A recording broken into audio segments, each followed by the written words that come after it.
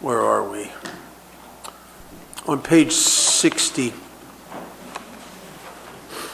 We're going to be a little more academic today out of the book than we were yesterday. Probably. No guarantees, probably.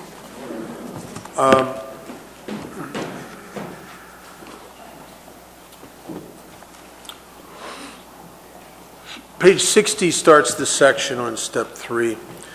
I believe that from page 60 through 63, to internalize this is one of the most important parts of the book to internalize. You know, when we start in chapter 3 talking about step 1, it uses that verbiage where we fully conceded to our innermost self, and this is where all this has to happen. And that's why the attempts to make AA an intellectual process or an academic process have had not that much success because it has to be internalized. The great news is that even if you have an inability to do that, if you take the actions of someone who has internalized it long enough, it seems to go from the head to the heart through your actions. And we're going to talk a little bit about that today. Step 3 starts with the prerequisites, and it's the ABCs. It says, A, that we were alcoholic and could not manage our own lives, period. I think that's a good way to say that because it closes the loophole. Here's what step 1 said to me. It said, we admitted we were powerless over alcohol. Therefore, my life had become unmanageable. Now, it doesn't say therefore. My head says therefore. My head wants to connect my unmanageability to my drinking, and it's not. As a matter of fact, my life is more unmanageable sober. And what's my life? Where do I live? I don't know about you guys, but I live most of my life inside me. I'm more inside than I'm outside. I had this fantasy one time that I'd die and end up at the pearly gates trying to get in, and St. Peter would be there, and he'd say, well, we're going to let you in, but before we let you in, we want you to take an honest look at your life. You were on earth physically for 85 years. But according to our records, you were actually only present 3 months. The rest of the time you were thinking, right? So,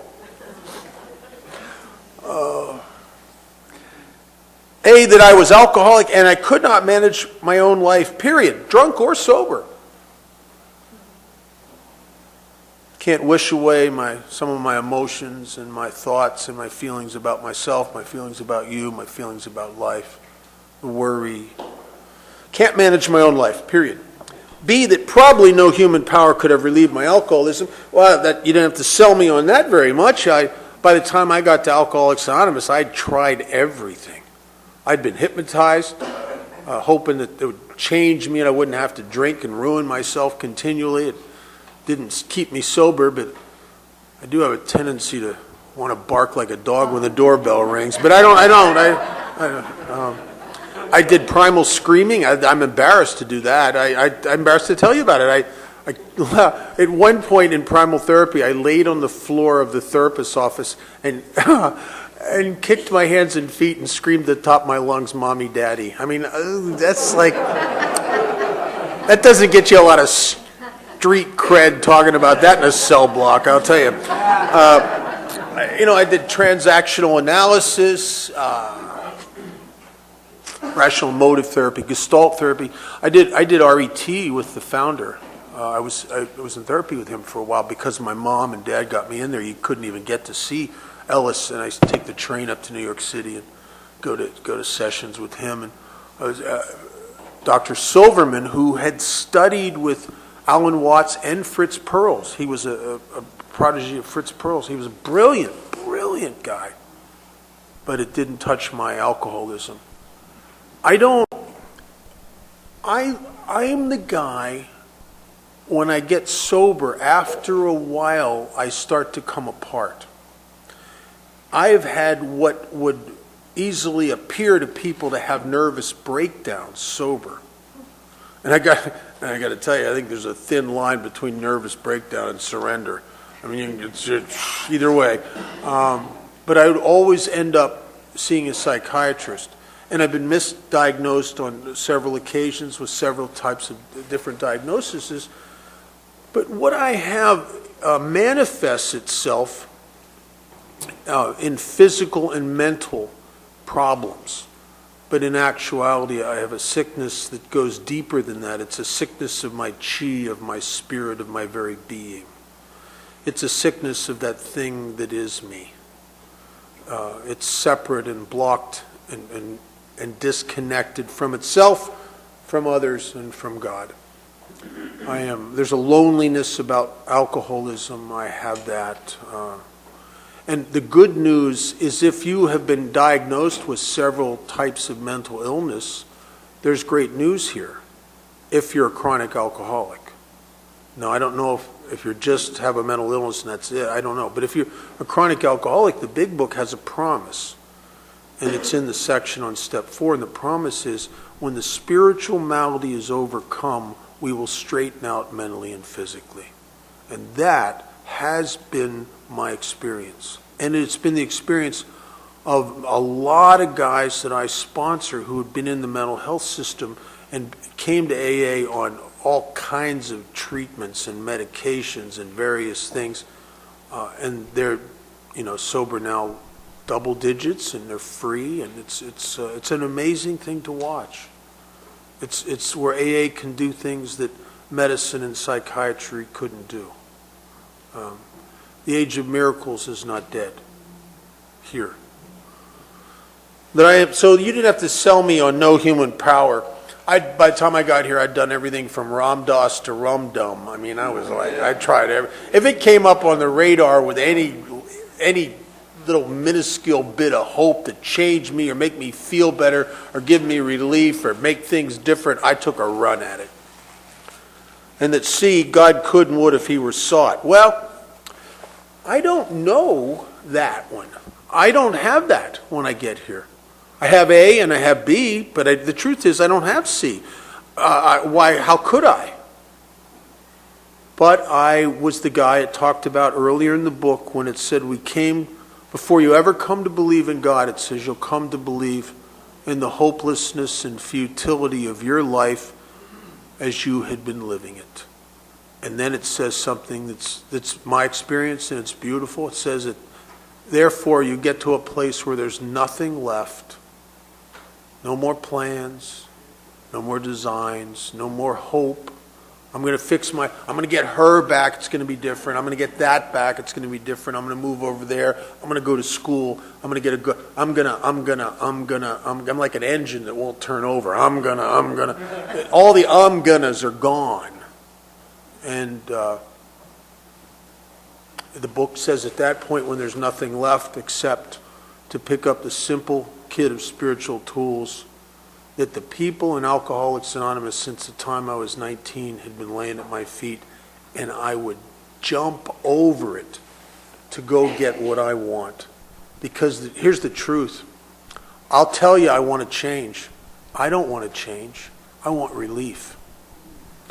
I don't really want to change. I want relief. I want gratification. I want satisfaction. I want all kinds of stuff, but I don't want to change. I'm entrenched in, I'm defended in not changing. And so what happened to me in 1978 is I had this sponsor who got me to take actions I didn't believe in. And one of them, he wanted me to pray. Well, I don't believe in God. He said, I told him, I said, oh, God, if I prayed, not believing in God, I'd feel like a hypocrite. He said, looked at me and said, you've been a hypocrite all your life. What's the difference? Just do it. And I just started praying, even though I don't believe in God. And the same thing happened to me. The minute I started positioning myself in life as if God might exist, God started showing up. What you were asking me to do in all of it would, in essence, was to enter into what a scientific mind might consider a working hypothesis. You're presenting me with a concept I do not believe in, that there is a power source that runs through the fabric of existence, even through me, that can transform my life and do for me what I can't do for myself. I don't believe that. And you acted like, oh, that's great. But here's what we want you to do. We want you to start positioning yourself in life as if it was true. And then let's see what happens. We're not going to tell you have to believe anything. We're just going to tell you to take certain actions, and you're going to come to believe. That's your deal. We're not involved in that. We don't even know what you're going to believe, and it doesn't matter. But we have a universal experience with I don't know how many people have had this experience in AA or in 12-step programs since the inception back in 1935. But I'd guess 6-8 million maybe. I don't know. All the different 12-step programs, all the old timers that have passed away. Some of the new estimates are somewhere between 2 and 4 million today. Nobody knows for sure, because I don't know when they do those statistics. Nobody polled me, right? So I don't know. I mean, they missed me in the census. I know that. But of all those people, we have a universal experience. The universal experience is it doesn't matter if you believe or don't believe. It doesn't matter. Take the actions and something's going to happen to you. We know that. What is going to happen to you? You're going to find a power source in your life that you, prior to taking the actions, you may not have even believed in, or you believed in it intellectually, but you were distant and separate from it, and you didn't think it would help you, truly. And now it's helping you, and your life's changing. So that's how we get to see that God could and would if he were sought. You know, step 2 says, came to believe. That implies that it wasn't an instantaneous thing. It was a small thing that happened slowly. Every summer, I go to England, and it's been about 10 years now. I guess I've been going every summer. And I do some AA stuff over there. And I've developed a lot of friends. I really like going. It's fun. In England, if you're ever going to go to England, don't go in the wintertime. I went once, and go in the summertime. It's really nice. First time I ever went over there, I was down I love the Westminster part of London. That's the old part. That's where Parliament is. That's where the Abbey is. That's where Trafalgar Square, Hyde Park, Buckingham Palace. It's the older section of London, and the first time I went there, I noticed that all the street lights were gas, unlike most of the street lights in the U.S., which are electric.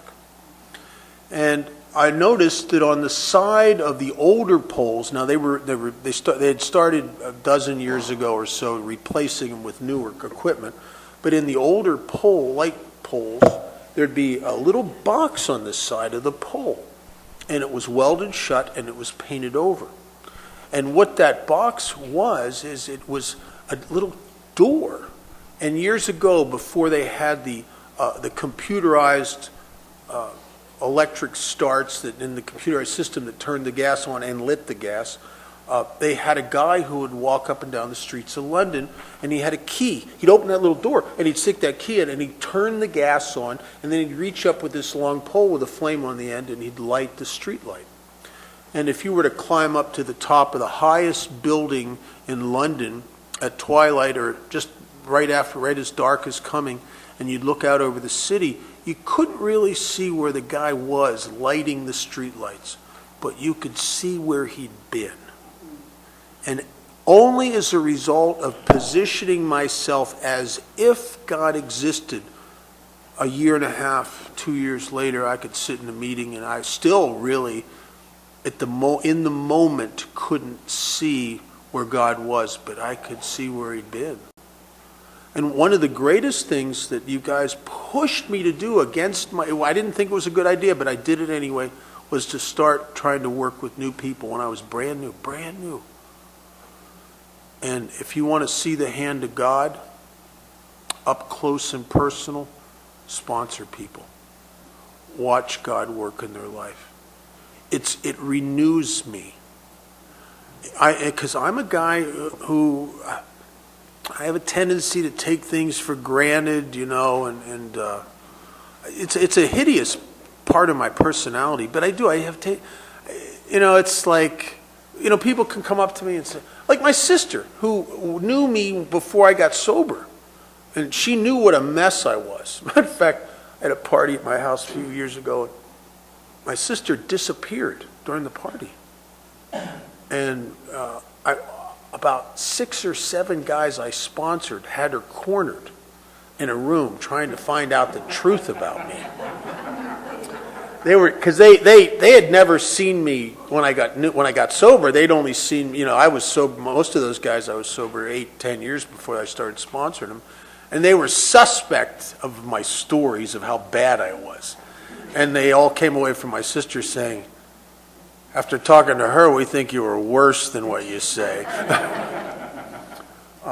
But my sister will occasionally make comments to me. I have dinner with her 3-4 times a month, and she'll say, you have a really good life today.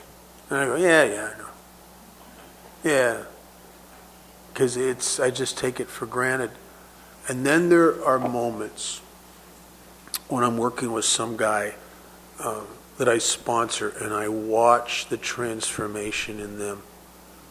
I watch that thing that happens where all of a sudden the universe has become very friendly to them for no reason at all except that they asked.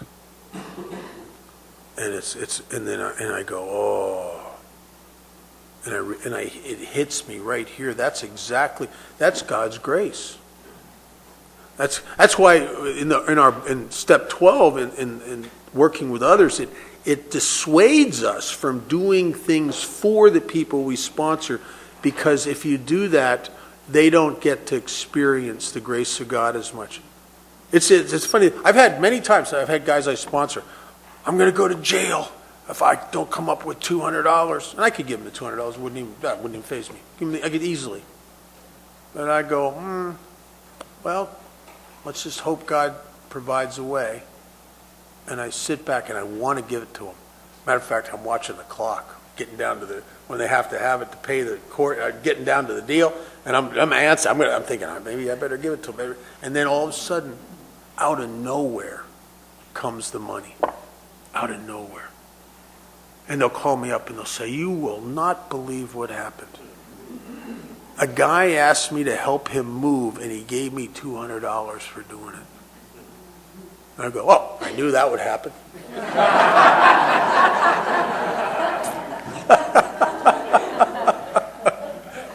See, and every time I see that, I remember all the times that happened to me, usually at the last minute. And I think that's how we come to believe. We have an experience that's undeniable. I don't know if you're like me, but I suspect some of you are. I'm the kind of guy, I'm a skeptic, I'm a cynic. I can't believe something because you tell me. I'll poke holes in it intellectually. But I can't deny my own experience. And that's the beauty of Alcoholics Anonymous. So the book says, being convinced of the ABCs, we were at step 3. Which is, I decided to turn my will and my life over to the care of God as I understood Him. The word decision comes from the Latin scisere, meaning to cut. It's the same root as the root for the word scissors and the root for the word incision. When a surgeon cuts into a patient, he makes an incision. When you make a decision, all your alternatives have been cut away. And when you think about it, if step 1 and 2 are really true for you, if the ABCs are really true for you, there's either now that you're at a spot where there's either this power that's going to change your life, or you're screwed because you've tried everything.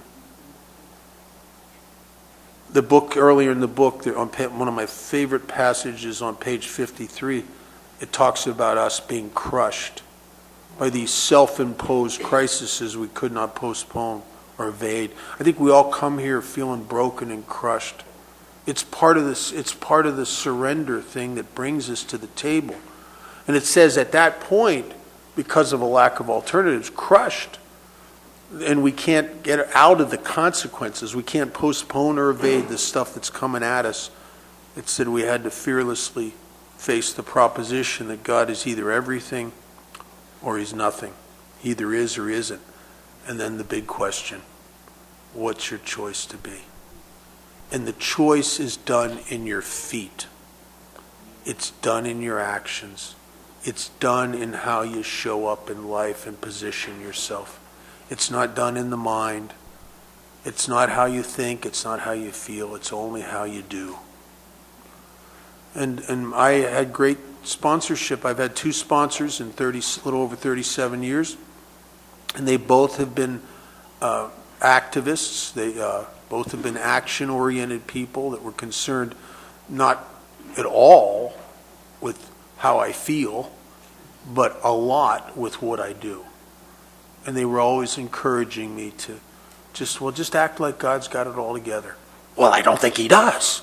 Well, let's just act like he's got your back. Well, it doesn't look that way. Just act like he does. And then it's like all of a sudden you go, oh, he did. He did. Took care of me. So being convinced, we were at step 3, which is we decided to turn our will and our life over to the care of God as we understood him. Just what do we mean by that? Just what do we do? Well, first requirement, there are requirements. First requirement is that I be convinced.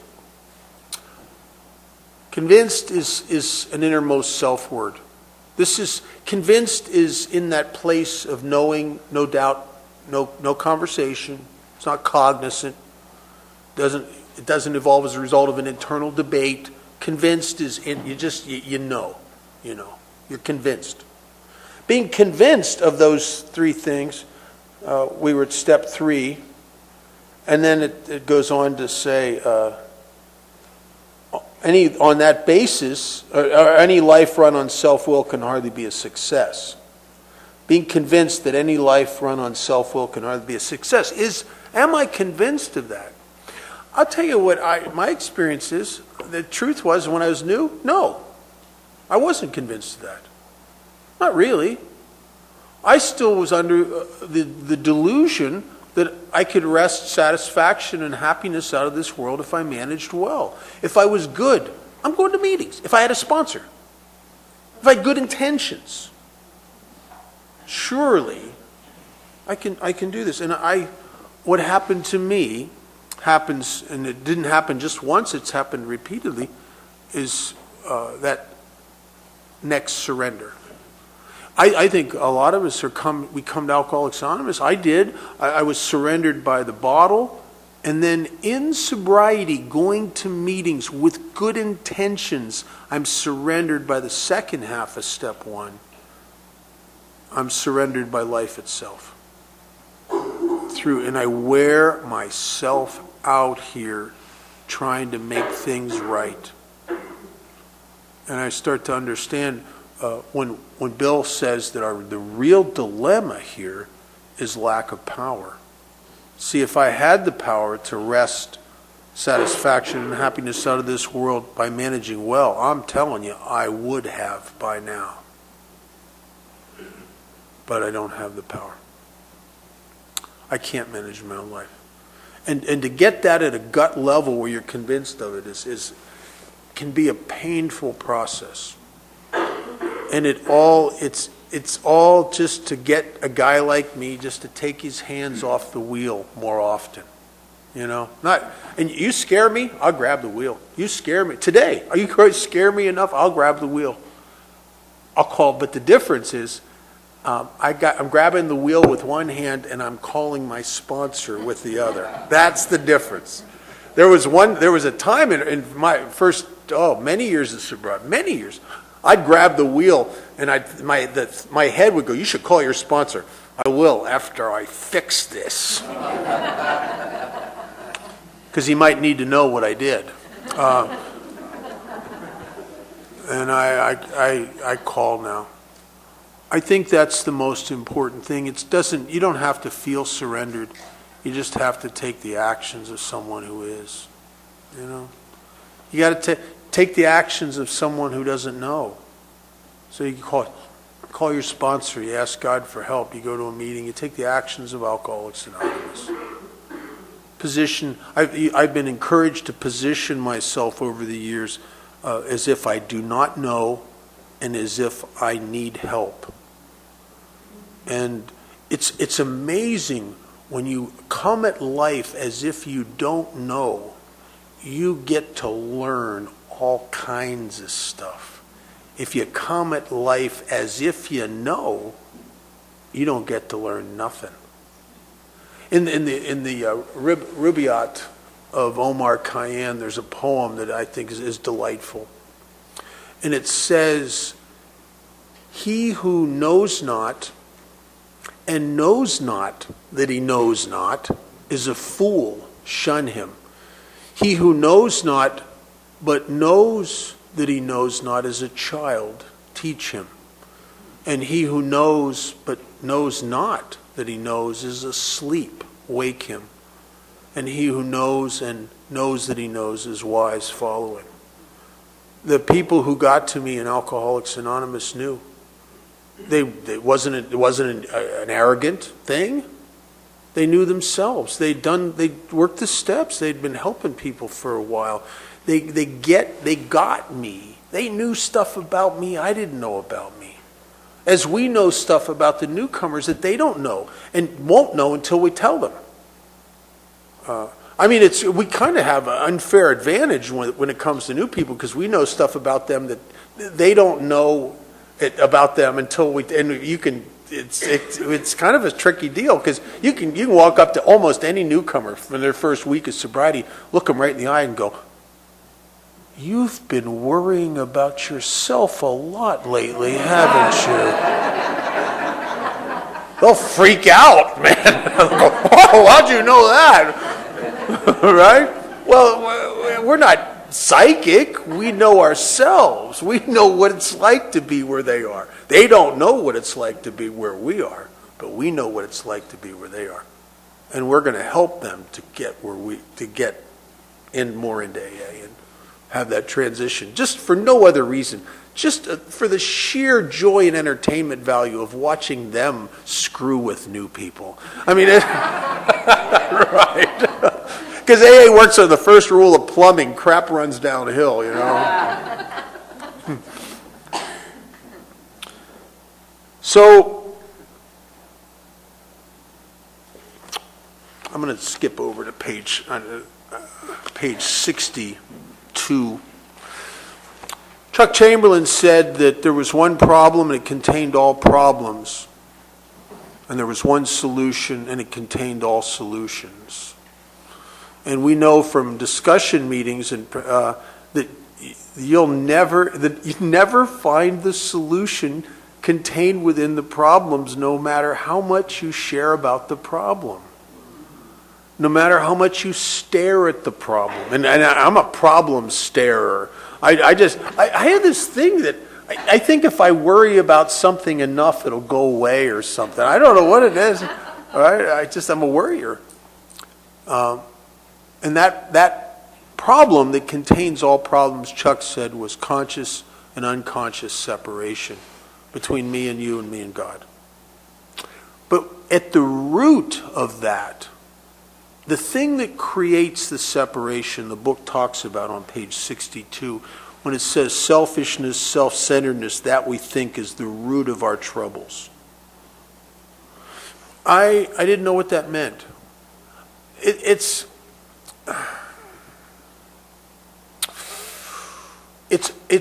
odd that so many of us come to Alcoholics Anonymous and we've been selfish and self-centered all our lives, and yet we don't know it because we have justifications for everything.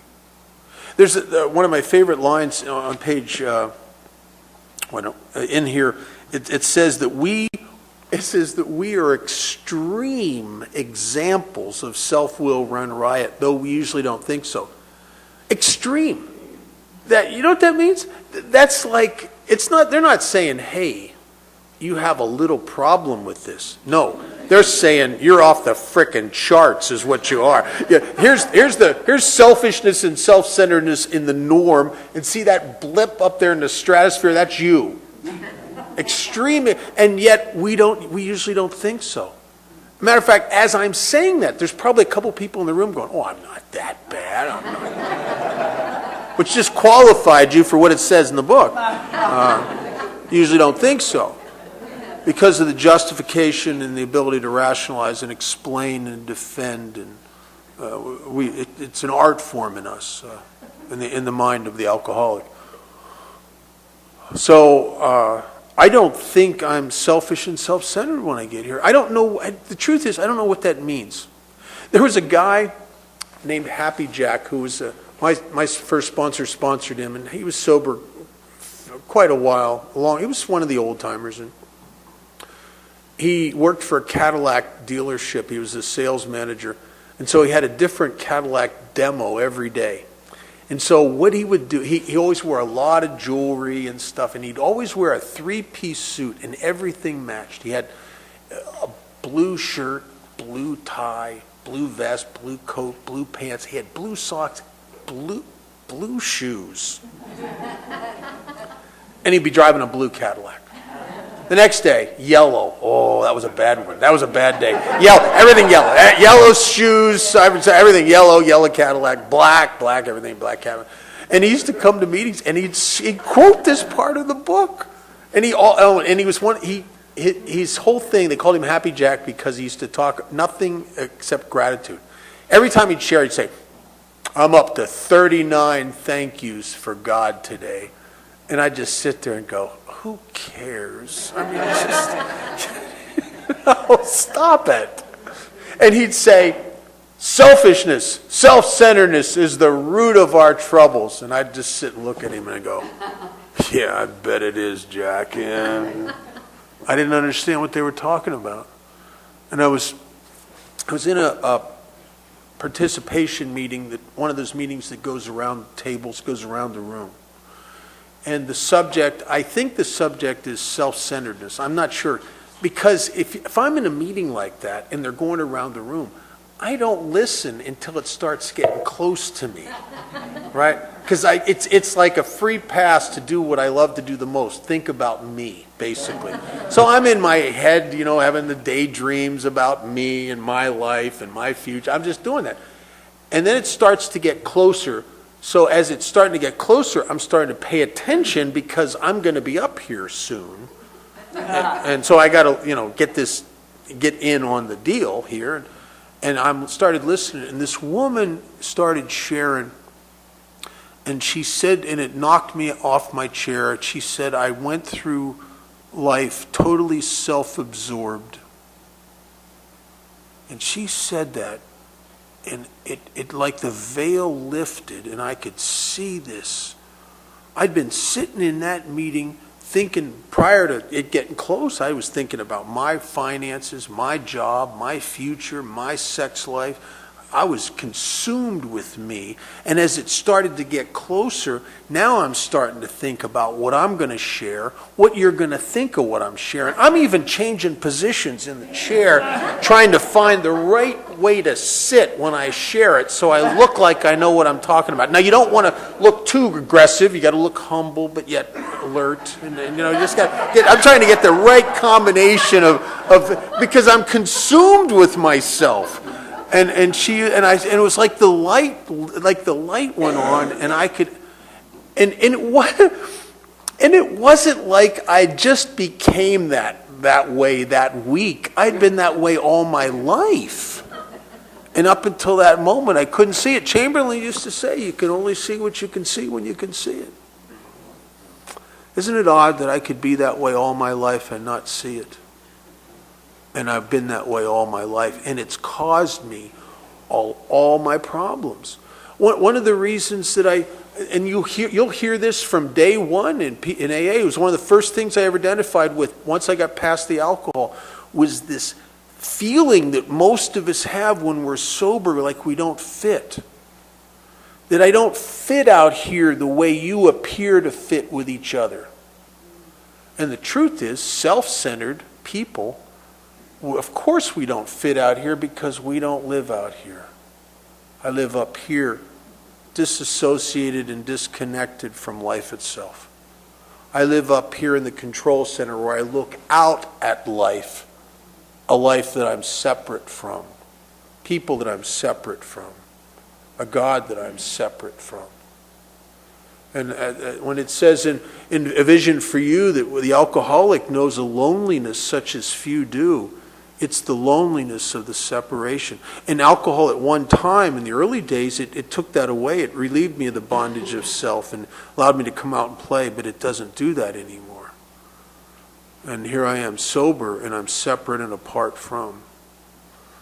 And I don't know, I used to drink over loneliness sometimes.